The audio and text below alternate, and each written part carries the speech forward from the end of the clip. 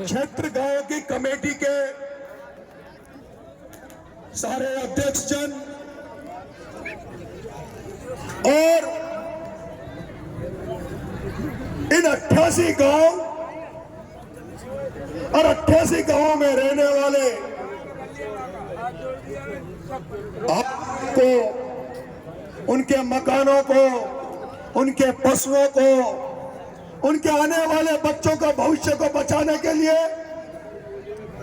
जो बहुत बड़ी तादाद में, लाखों की तादाद में आप जो बड़ी संख्या में जोड़ली आए हैं और जो जोड़ली के लोगों ने, जो जोड़ने की माता बहनों ने, जोड़ने के पंच पटेलों से लेके बच्चों ने जो इस भव्य मीटिंग का आयोजन किया, महापंचायत का आयोजन किया और अतिथियों का स्वागत किया, सत्कार किया, उसके लिए मैं उन जोड़ली वालों को धन्यवाद देता हूं, धन्यवाद ज्ञापित करता हूं कि उन्होंने इतनी शानदार मीटिंग का आयोजन किया।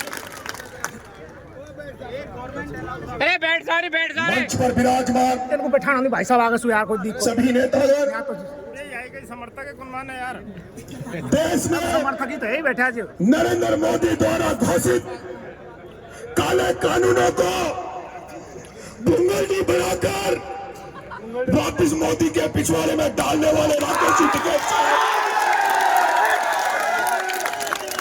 राजस्थान की राजनीति में मेरे क्रांतिकारी बड़े भाई आदरणीय राजेंद्र जी गुना साहब, आपके सपोर्टर से पूर्व मंत्री बड़े भाई रमेश जी मीणा साहब, आपके सपोर्टर का बेटा, आपका विधायक भाई हंसराज जी मीणा, आपके इस मंच पर विराजमान सभी नेतागण, मेरे क्रांतिकारी साथी भाई प्रहलाद खटाया, भाई शीशराम गुजर, भाई अमीन खान, तमाम सर्व समाज के लोग जो इस रैली में, इस पंचायत में बहुत कुछ मन बनाकर आए हैं, कुछ लेने आए हैं।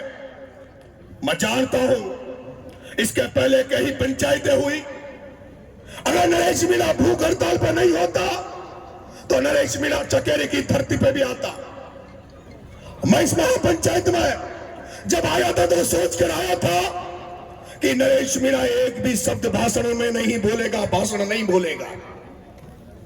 मेरे बड़े भाई रमेश जी मीणा ने बहुत ही काम की बातें कही, भाषण थोड़ा लंबा हो गया था, वक्ता ज्यादा थे, बोलने वाले ज्यादा थे, इसलिए, लेकिन उन्होंने बहुत काम की बात कही थी कि यहाँ ये जो लोग आए हैं, मैं तुमसे पूछना चाहता हूं, मेरी माता बहनों, तुमसे पूछना चाहता हूं, क्या तुम लोग जो पिछली महापंचायतें हुई उसमें जिस तरह से भाषण सुनने गए, नेताओं के भाषण तुमने सुने, क्या इस महापंचायत में भी केवल भाषण सुनने आए हो क्या?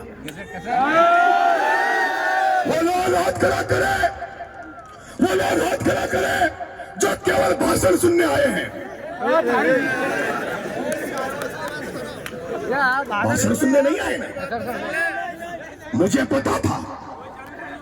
मैंने राजस्थान की राजनीति में उस आंदोलनकर्ता किरोड़ी लाल मीणा का आंदोलन देखा, मैंने राजस्थान की राजनीति में, अरे भाई साहब सामाजिक क्रांति के प्रेरक थोड़ा सा यार, कर्नल फैसला का आंदोलन भी मैंने बहुत नजदीकी से देखा है और उन आंदोलनों को मैंने नजदीकी से देखा।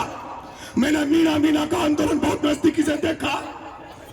मैं देखता हूं जब कई आंदोलन होते हैं, मैं देखता हूं जब कई आंदोलन होते हैं और आंदोलनों में बार बार पंचायतें बुलाई जाती है, बार बार मीटिंगें बुलाई जाती है, बार बार लोगों को पीले चावल बांटे जाते हैं, तो जनता के मन में एक भाव आ जाता है, भाव यह आ जाता है कि ये लोग आंदोलन के लिए लड़ाई नहीं लड़ रहे हैं, तो केवल रोटियां सेक रहे हैं, इनको तो केवल अपनी नेतागिरी करना है। मुझे लगता है कि इस आज की धरती पर जब आप 11 बजे से यहां बैठे हो और एक भी आदमी हिल नहीं रहा, मेरी माता बहनों को रोटी बनाने का टाइम हो गया, उनको चूल्हा जलाने का टाइम हो गया, अंधेरा होता है या सूरज ढलने लग गया, लेकिन मेरी माता बहनें इस मकसद के साथ यहाँ बैठी है, हजारों पटेल, हजारों युवा इस मकसद के साथ यहाँ बैठा है कि आज कोई न कोई निर्णय इस महापंचायत में होगा, कोई न कोई फैसला इस महापंचायत में होगा।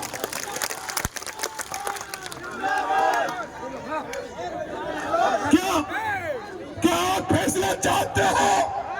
अगर हाथ खड़ा करो फैसला चाहते हो तो मैं आपसे कहना चाहता हूं, कमेटी के लोग, वो क्षेत्र गांव के क्षेत्र कमेटी के लोग 5 मिनट के लिए पीछे चले जाओ, 5 मिनट के लिए पीछे चले जाओ। ये जो मंत्री नेता यहां बैठे हैं, इनसे 5 मिनट की मंत्रणा कर लो, 5 मिनट की मंत्रणा कर लो। तुम्हारा जो फैसला तो तुम्हारा ही रहेगा, तुम जो फैसला करोगे उस फैसले के साथ सारे मंच पर बैठे लोग आपके साथ रहेंगे, क्योंकि आपने कई दिनों से मेहनत कर रहे हो, लड़ाई लड़ रहे हो। लड़ाई हम आपके सुपुर्द करते हैं, हम तो सैनिक बनकर, सेनापति बनकर तुम्हारी लड़ाई तुम्हारे साथ मिलकर, कमेटी वालों की लड़ाई कमेटी वालों के साथ मिलकर लड़ाई लड़ेंगे। लेकिन सुन लो कमेटी वालों, ये लड़ाई कोई राजनीतिक नहीं है, ये लड़ाई घर बचाने की है। मेरी माताएं गीत गाती है, मेरी माताएं गीत गाती है कि चिड़िया घोंसलों को छोड़े, कशा बच्चा बच्ची को कशा घर को छोड़ दिया। लड़ाई राजनीति की नहीं है, लड़ाई राजनीतिक भाषण की नहीं है। मैंने देख लिया जब रात शाम को 5-6 बज रहे अंधेरा होता रहा और इतनी बड़ी संख्या में आप यहाँ बैठे हो, और मैंने सुना है, देखा है, जब भी किसी ने डूंगरी बांध के अलावा इस मंच में एक भी शब्द बोला है तो लोग खड़े हो गए, लोग बोर होने लग जाते हैं, क्योंकि केवल ये जनता डूंगरी बांध को सुनना चाहती है, डूंगरी बांध को रुकवाने की बात सुनना चाहती है। मेरे माताओं, मेरे किसान भाइयों, नेताओं ने कई, बूढ़ा साहब ने एक सुर्रिया छोड़ दिया था कि डिलीवरी होने वाली है, डिलीवरी रोकनी है।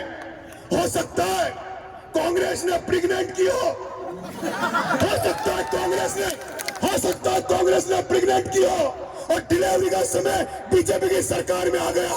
लेकिन कमेटी वाला जनता, अगर तुमने नरेश पे भरोसा कर दिया तो भ्रूण हत्या कर दूंगा उस डिलीवरी को नहीं होने दूंगा। मैं कह रहा हूं, ना तो यहाँ कलेक्टर को बुलाओ, है मेरे भाइयों, ना तो कलेक्टर को बुलाओ। अरे कलेक्टर का इलाज तो मैंने समझौता में कर दिया। ना तो कलेक्टर को बुलाओ, ना मुख्यमंत्री से कुछ मांगो, ना सवाई माधोपुर में कलेक्टर घेराव का चेतावनी दो। मैं कहता हूं, अगर तुम आज रात भर के लिए यहां रुक गए, अगर तुम सोचते हो, तुम जानते हो, क्योंकि मैंने देखा इन 88 गांव में लड़कियां लेने वाले तो आ रहे हैं पर लड़की देने वाले नहीं आ रहे। लड़कियां लेने वाले तो आ रहे हैं लेकिन लड़की देने वाले नहीं आ रहे। उनको पता है कि हम इनको लड़की दे भी देंगे तो हमारी लड़की का क्या भविष्य होगा, उसका लड़की का ससुराल कहाँ होगा। अभी तो चोरली में है, अभी तो डूंगरी में है, अभी तो भूरी पहाड़ी में है। पता नहीं उस बेटी को कहाँ जाकर बसना पड़ेगा, पता नहीं मध्य प्रदेश जाना पड़ेगा या उसको डूंगरपुर जाना पड़ेगा, रेगिस्तान में जाना पड़ेगा। मैंने देखा है जब आंदोलन हुआ, कन्या किरोड़ी लाल फैसला ने जब रेलवे ट्रैक जाम किया तो इतने लोग नहीं थे जितनी तादाद में आज आप लोग यहाँ बैठे हो। मैं तो आपसे कह रहा हूं, ज्यादा लंबा भाषण नहीं दूंगा, मैं आपसे ये कह रहा हूं, नरेश मीणा खुद की गारंटी ले रहा है। नरेश मीणा, राजेंद्र गुडा और मेरे साथ आए हुए क्रांतिकारी साथी, जब नरेश मीणा 7 बच्चों के लिए 15 दिन भूखा रह सकता है, तो नरेश मीणा अगर तुम परमिशन दे दो तो अभी इसी जगह भूख हड़ताल पर बैठना चाहता है। इसी जगह डूंगरी बांध के लिए, सुनो मेरी बात, भाई साहब, मेरी माता बहनों, उस दिन को सोचना अरे सोचो, उस गाजा को देखो, उस यूक्रेन को देखो, जिस गाजा पे इजराइल रोज बम फेंक रहा है, उस गाजा पे लोगों को रोज मार रहा है, लेकिन वो गाजा वाले अपनी धरती नहीं छोड़ रहे, अपने घर वालों को नहीं छोड़ रहे, वो जाने दे रहे हैं। मैं कहना चाहता हूँ, कितने लोग यहाँ ऐसे हैं जो हाथ खड़ा करना, जो इन जमीनों को बचाने के लिए लाठी खा सकते हैं? कितने लोग ऐसे हैं, कितने लोग ऐसे हैं जो इस जमीन को बचाने के लिए जेल जाने के लिए तैयार है? कितने लोग ऐसे हैं, कितने लोग ऐसे हैं जो इस जमीन को बचाने के लिए, आने वाले बच्चों के भविष्य को बचाने के लिए अपनी जान पर अपनी गोली खा सकते हैं? वो हाथ करें।